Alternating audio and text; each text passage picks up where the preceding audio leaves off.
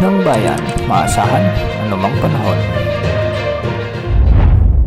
Magandang araw po sa ating lahat. Narito na ang latest update sa magiging lagay ng ating panahon ngayon at sa magiging lagay ng panahon sa susunod na 24 oras. Sa kasalukuyan nga ay nakakaapekto ang trough ng low pressure area sa Palawan, Oriental Mindoro at Occidental Mindoro. Ang mga lugar na ito ay makakaranas ng maulap na kalangitan na may mga kalat-kalat na pagulan at thunderstorms, kaya asahan ang banta ng mga biglaang pagbaha o pagguho ng lupa, lalo na kung may mga katamtaman at minsan ay malalakas na pag-ulan. Ang low pressure area na ito ay huling namataan sa labas ng PAR sa kanluran ng Palawan at mababa naman ang tsansa nitong mag-develop bilang bagyo sa susunod na 24 oras.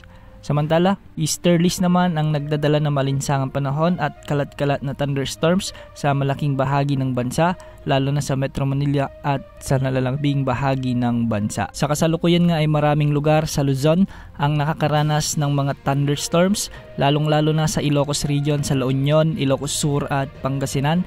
May mga kalat-kalat na pag-ulan naman na inaasahan dulot ng thunderstorms sa may Abra, Apayao, Kalinga, sa may mainland Cagayan, Isabela, sa may Quirino, sa may Nueva Vizcaya at sa ilang bahagi pa ng Benguet.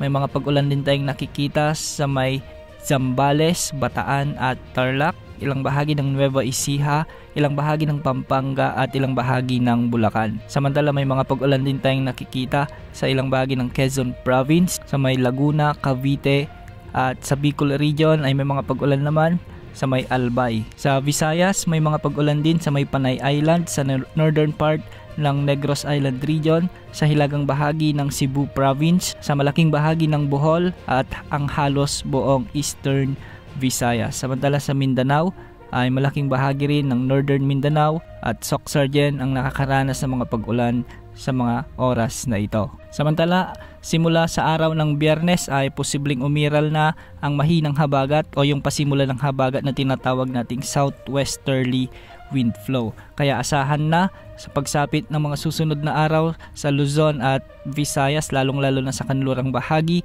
ay makakaranas na ng mga kalat-kalat na pag-ulan dulot ng weather system na ito. Sa mga kasunod pang araw o sa susunod na linggo ay mas lalakas pa ang pagbugso ng southwesterly wind flow na posibleng magdulot ng malalakas na pag-ulan, pagbaha at pagguho ng lupa, lalong-lalo na sa kanlurang bahagi ng ating bansa. Sa kasalukuyan ay wala pa rin tayong monitor na bagyong papasok sa ating area of responsibility sa susunod na 3 hanggang 5 araw. Yan mo lang update sa lagay ng panahon. Ito po ang weather update ng bayan, maasahan anumang panahon.